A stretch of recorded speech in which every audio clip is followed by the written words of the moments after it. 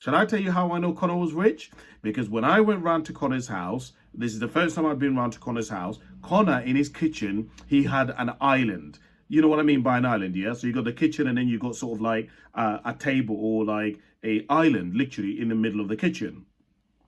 In the middle of the kitchen, of the island, me and Connor were sat on the edge. In the middle of the island, there was a bowl with loads and loads of fruit. And I'm watching Connor's dad and Connor's mum in the kitchen, and they're going in the cupboards and they're making all of this food and all of this sort of stuff. And Connor's dad says to me, "Do you guys want some fruit whilst you're waiting for the dinner to cook?"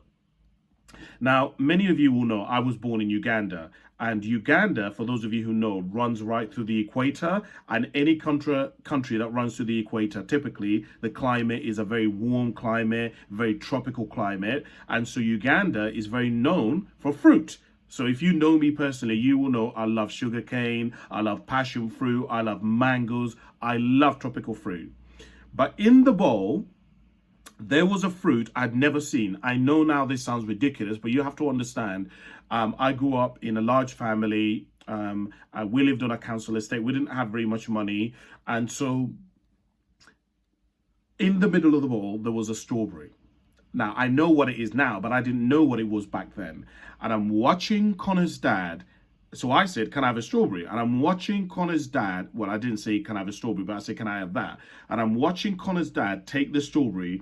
And you know, the strawberry has green bits at the end of it. I'm watching Connor's dad take this strawberry, remove the green bits, and twist the thingy off and take it off. And then he starts cutting the strawberry into pieces.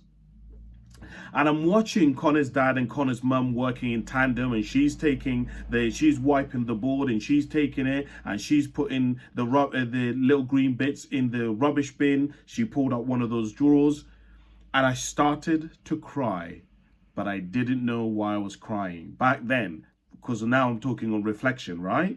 This is why I was saying I was journaling about this. And I start crying, and I don't know why I'm crying.